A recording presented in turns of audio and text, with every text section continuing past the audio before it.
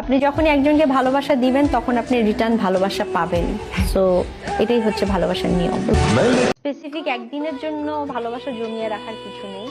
আপনার প্রিয় মানুষটাকে একবার যে বলেন যে থ্যাঙ্কস আমার জীবনে থাকার জন্য, I love you so much, তাহলে আসলে খুব খুশি হয়ে যাবে আমি আশা করি। পরিশ্রম করতে হবে জীবনে, পরিশ্রম ছাড়া কোনো অপশন নাই জীবনে।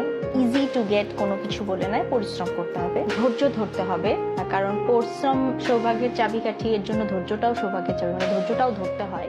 অনেক অনেক বড় বড় ইস্যুস আসছে, এটা আসতেই হবে, এটা ন্যাচারাল।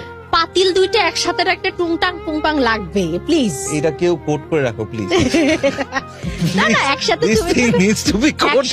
একসাথে তুমি যখন অনেকগুলো ইনস্ট্রুমেন্ট রাখো বা অনেকগুলো হাড়ি পাতিল রাখো, ঠাস টুস টুংটাং পুংপাং লাগবে। সমস্যাগুলো চার দেয়ালের মাঝখানে রাখি। আমাদের যদি মনে হয় এই বিষয়টা নিয়ে কথা বলা দরকার, আমরা দরজা লাগাই দিয়ে আমরা চার দেয়ালের মধ্যে আমরা ওটা নিয়ে ডিসকাস করি, কিন্তু আমরা কোনো সমস্যাকে দিনের পর দিন ওটাকে বাঁচায় রাখি না, দিনের পর দিন আমাদের মধ্যে পুষে রাখি না। Because ultimately end of the story, দেখো একটা মানুষের সাথে এত বছর ধরে আমি সংসার করছি, আমি আছি, বা যে কোনো রিলেশনে, আমার ফ্রেন্ড, আমার বোন, আমার মা, যে কোনো রিলেশন, প্রত্যেকটা রিলেশন কিন্তু খুব প্রেশাস। এটা আমরা বুঝি না যে আমাদের সাথে একটা মানুষের জীবনে খুব ভালো মানুষগুলো যদি আশেপাশে থাকে, সেই রিলেশনগুলো কিন্তু এটা আল্লাহর অনেক বড় একটা ব্লেসিং।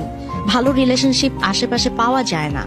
সো যেগুলো তোমাদের আশেপাশে রিলেশনগুলো আছে, প্লিজ এগুলোকে হাতছাড়া করো না। Let's talk to